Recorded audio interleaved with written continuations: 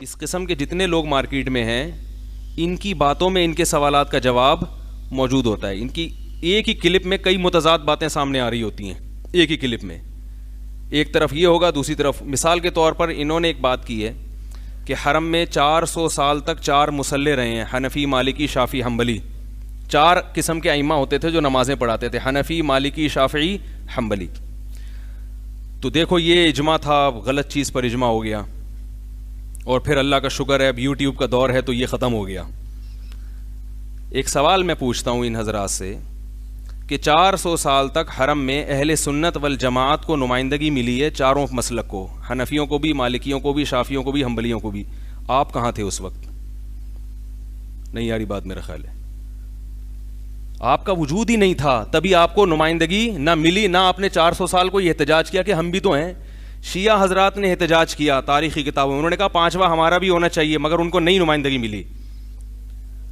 اس کا مطلب ہے آپ پیدا ہی بعد میں ہوئے ہو. سمجھ میں آ رہی ہے بات؟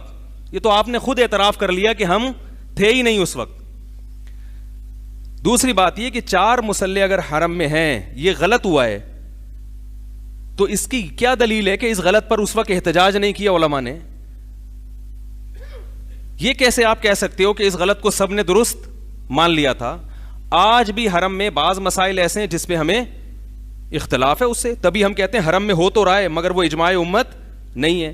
مثلا حرم میں جو صلاۃ اللیل ہو رہی ہے 8 رکعت جو جماعت سے ہوتی ہے, اس کا کوئی ثبوت ہمیں نہیں ملتا, نہ قرآن میں, نہ حدیث میں, کہیں بھی نہیں ملتا اس کا ثبوت, نہ اسلاف کے عمل سے. تو اب اگر کوئی کہے حرم میں 50 سال سے صلاۃ اللیل ہو رہی ہے اور وہ حنابلہ کر رہے ہیں, تو اس پر گورا گمراہی پر اجماع ہو گیا. اجماع جب ہوگا جب پوری دنیا میں ہو رہا ہو. سمجھ میں آ رہی ہے بات؟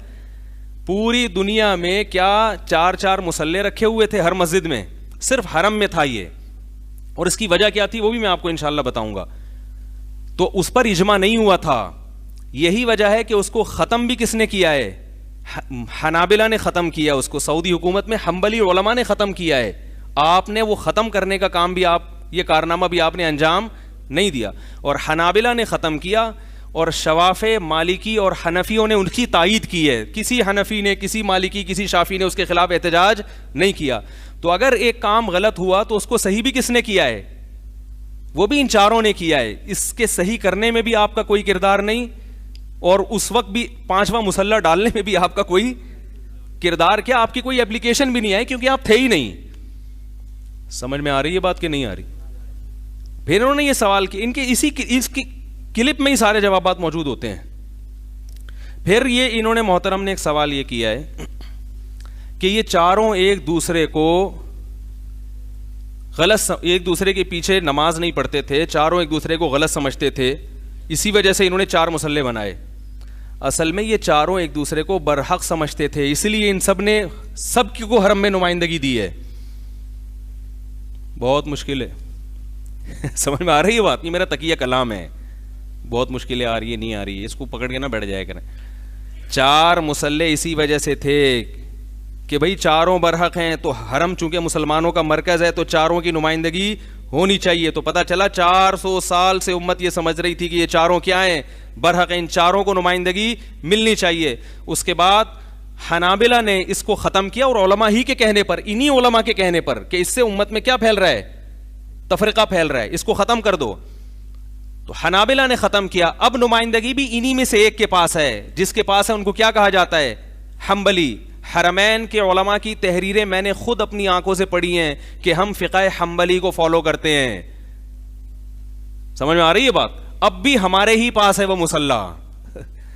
اور عبد الرحمن شیبی جو بیت اللہ کے متولی ہیں, جن کے پاس بیت اللہ کی چابیاں ہیں, وہ اب بھی حنفی ہیں, جنہوں نے مجھے غلاف کعبہ کا ہدیہ بھجوایا. وہ فقہ حنفی کو, بیت اللہ کی چابیاں کس کے پاس ہیں؟ حنفیہ کے پاس ہیں. مصلی کس کے پاس ہے؟ حنبلی کے پاس ہے. آپ کے پاس اب بھی کچھ نہیں ہے سوائے فرقواریت پھیلانے کے اور امت میں توڑ کی باتیں کرنے کے. سمجھ میں آ رہی ہے بات؟ تو ایک صاحب مجھے کہنے لگے 4 مصلے تھے. میں نے کہا غلط تھے, ہم سے مشورہ لے کے نہیں تھے وہ 4, ایک ہی ہونا چاہیے تھا. لیکن اگر 4 تھے تو اس کا مطلب 400 سال تک امت یہ سمجھتی رہی ہے کہ چاروں اہل سنت کے 4 مکتبہ فکر ہیں, چاروں کی نمائندگی ہونی چاہیے. 400 سال تک آپ تھے ہی نہیں کہ آپ نے نمائندگی کے لیے اپلیکیشن دی ہو یا اس کو ختم کرنے کی آپ نے درخواست دی ہو, یا اگر تھے بھی تو آٹے میں نمک کے برابر, جس کی کوئی حیثیت امت میں تھی نہیں, بلکہ نمک کے برابر بھی نہیں تھے. کوئی ایک صدی میں ایک پیدا ہو گیا, ایک ادھر پیدا ہو گیا, کچھ اس سے زیادہ کوئی حیثیت نہیں تھی. تو علامہ ابن حجر رحمہ اللہ تعالی جو ہے نا, جن کی یہ انجینئر صاحب کتابیں اور جن کی حدیثوں کی تحقیقات پیش کرتے ہیں, علامہ البانی رحمہ اللہ تعالی نے بھی 90% ریسرچ وہیں سے بلکہ اگر میں کہوں 99.9% ریسرچ, تو وہ بھی پکے شافعی تھے. تو سارا کچھ ہم سے ہی سیکھا جا رہا ہے, سب کچھ ہم سے لیا جا رہا ہے, اور ہمیں ماننے سے